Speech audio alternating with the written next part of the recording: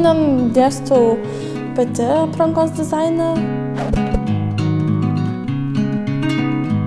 Taip pat su draugu kartu kuriame drabužius pagal individualius užsakymus, kuriam kolekcijas, dalyvaujam įvairiuose renginiuose, Kauno kolegijos rengiamuose apkalbose ir visur, kur tik yra galimybė rodyti savo darbus. Aš dirbu Kauno vaikų jaunimo teatre Vilkolakis.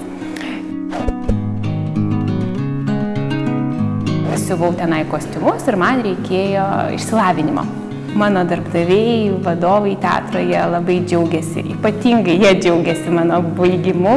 Jie visada sako, kad aš ir taip labai gerai dirbau, bet kai pabaigiau kolegiją, taip pasidariau neįkainojama.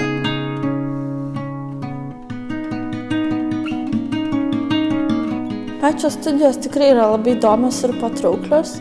Manau, dėstytojos pačios vis tobulėja, nes atsiranda naujų technologijų, patys studentai neša naujovių, nes kiekvienas turi savo požiūrį, savo norus ir jos tiesiog padeda tai išpildyti. Manau, čia yra dėstomi patys pagrindai, kurie ir yra svarbiausia ir nuo to prasideda visas tas dizainas. Aš visada ateinu pasisemti naujų idėjų. Tai nereiškia, kad aš dabar jau viską moku. Tai reiškia, kad aš dar mokinuosi ir vis atėjus pažiūrėti studentų darbų suprantu, kad jie kuo toliau, tuo geriau. Ir visada galvoju, ar aš kaip mokiausi irgi buvau tokia gabi ir tokie buvo gražūs darbai, jie yra kiekvieną kartą nuostabus. Ir negalėčiau pasakyti, kad aš jau esu daugiau mokanti negu tas studentas.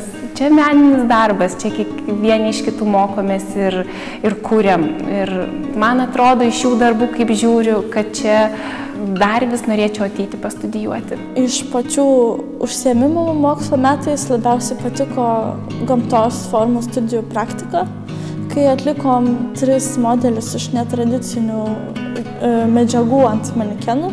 Tada aš atradau save, tada supratau, kad tikrai čia mano vieta, leido man atsiskleisti ir nuo to laiko jau pradėjau labiau gilintis, domėtis, kurti kolekcijas.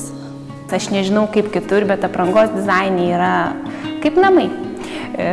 Tu bet kokiom problemom, bet kokiom kūrybiniam problemom, asmeniniam problemom gali ateiti pas dėstytojas ir gali čia gyventi ir kurti.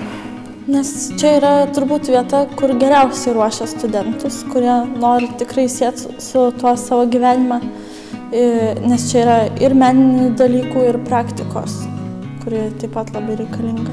Aš palinkėčiau visiems stojusiems kuo daugiau išnaudoti dėstytojas ir kuo daugiau žinių pasisemti, nes čia yra lobiai.